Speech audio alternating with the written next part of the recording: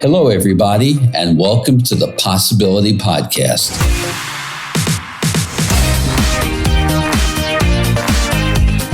I'm your host, Mel Schwartz. I practice psychotherapy, marriage counseling, and I am the author of the book, The Possibility Principle, the companion to this podcast. I hope to be your thought provocateur, and I'll be introducing you to new ways of thinking and a new game plan for life.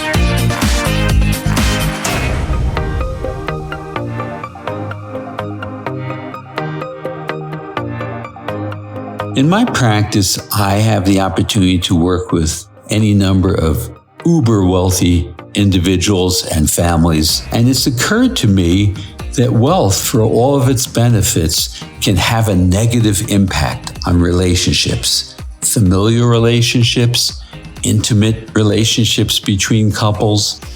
It's something beneath the surface that's not typically seen. Now, many of the principles and challenges I'm going to talk about apply to many upwardly mobile families, not only the uber wealthy. So listen in. Uber wealthy families obviously enjoy all the benefits: lifestyle, material, travel, all the benefits that derive from their financial prosperity. They either inherited their wealth or they worked hard to achieve it. And typically, the personal lifestyle advantages of great affluence are conspicuously evident. But what often lies beneath the radar is how wealth can negatively impact relationship prosperity. In other words, financial prosperity does not equal relationship prosperity, and at times there's an inverse correlation. These unintended consequences of great wealth often distract individuals, couples, and families from the deeper and more authentic gratification that's derived by intimacy. Now, by intimacy, I'm referring to emotional, verbal, physical intimacy. This runs the continuum from the profound sharing of your deeper feelings in healthy and beneficial ways, emotional intelligence, which we can all use some greater increase in. And this enables relationships to thrive. And to enjoy romantic and sexual intimacy is just as important, or nearly as important. So how do I come to this belief? Well, I've gleaned these insights from working with significant numbers of very high net worth families. Here's what I often find. Wealth can afford large homes, enormously large homes. The larger the home, the greater the distance between the family members. These houses can be 10,000 square feet and more. Everyone certainly has their own bedroom, if not their own wing. Now, this applies to people who are not particularly wealthy as well, just simply well off. You know, when I was a kid, the family convened in the family room, if there were one, to watch TV together. Frankly, in my childhood, we called it the TV room. It was a small den off the kitchen.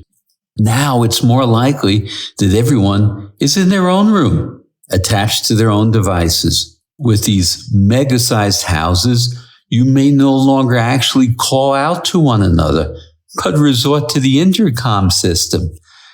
This great distancing, made worse by our addiction to cell phones, it can desecrate familiarity, the essence of family bonding. Physical distancing often results in emotional distancing. It doesn't have to, but there is a correlation. You know, when I was a kid, I shared a bedroom with my brother, even though there was a spare bedroom, which we called the guest bedroom.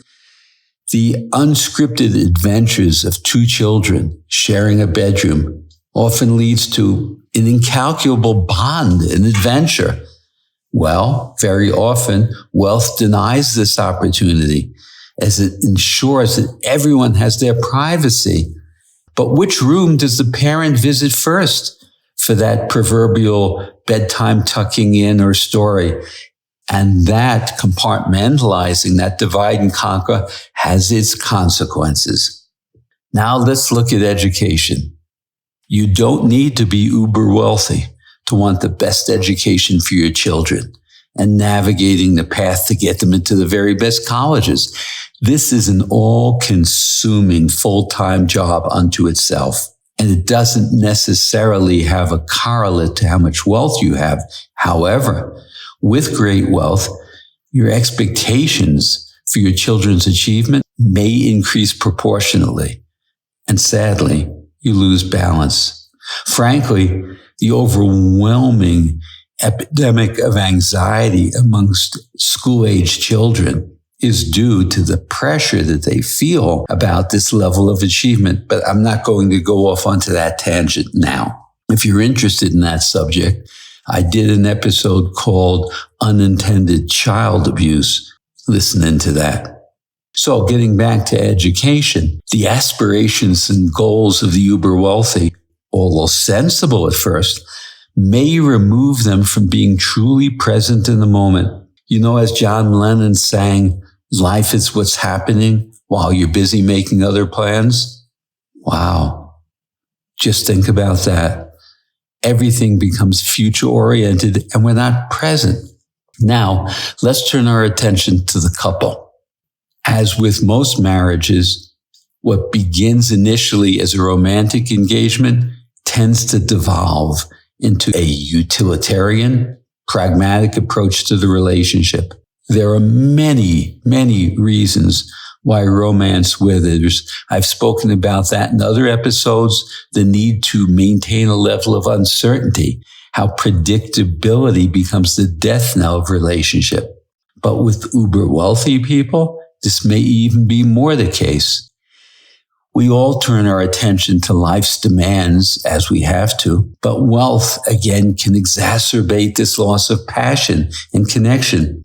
You see, attention may no longer be just on one home and decorating it, but the enormous task of purchasing, decorating, landscaping, and staffing multiple homes. Another reward for financial abundance is travel, as it ought to be. But be wary of how much time is spent in the planning of these getaways. Typically, the getaway is organized through a travel agent, your own personal travel agent, but it still requires time and attention, another distraction. This strategizing and planning around financial matters can take center stage, and that is a job unto itself. What happened to the heart of the relationship? It dissipates. Excessively busy and demanding lives tend to go hand in hand with great affluence. This distances the couple from the core relationship. As a psychotherapist and a marriage counselor, I've come to see how the gift of wealth may unsuspectingly set up kind of an attention deficit. You know, you need to stoke the energy of a relationship, just like you have to tend to the fire in the fireplace to keep it going. But when emotional and sexual intimacy becomes an afterthought, the relationship begins to dry up and wither. Emotional intimacy is the bedrock of relationships. Wealth doesn't bring happiness. Resilient relationships bring happiness. We need to see wealth as the icing on the cake, but not the cake itself. I counsel my clients to navigate a balance from which their relationships with one another remain their priority, so they don't get swept away in the torrent of all these wealth-distracting matters. Attaining great wealth is a gift. Attaining moderate wealth is a gift. But this gift can become a Trojan horse when we lose sight of what brought the couple together initially and expanded into the family, and how to secure these immense rewards of wonderful coupling and family bonds. This is the key. Wealth needs to be seen as a wonderful addition to the prosperity of emotionally healthy and thriving relationships.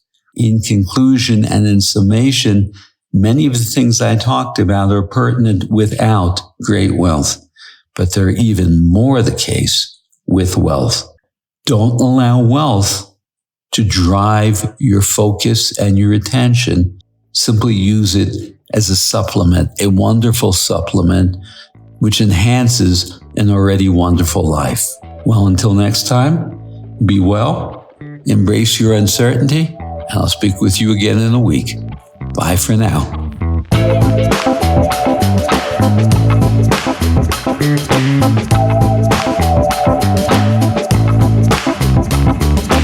I hope you enjoyed this episode of the Possibility Podcast.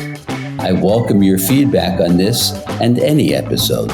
Please send me an email at mel@melschwartz.com or leave a comment in the show notes for this episode at melschwartz.com. If you like what you're hearing, please take a moment to rate and review the show at Apple Podcasts, Spotify, or wherever you get your podcasts. Your reviews really help boost the visibility for the show, and it's a great way for you to show your support. Finally, please make sure to subscribe to the Possibility Podcast wherever you listen to podcasts, and that way you'll never miss an episode.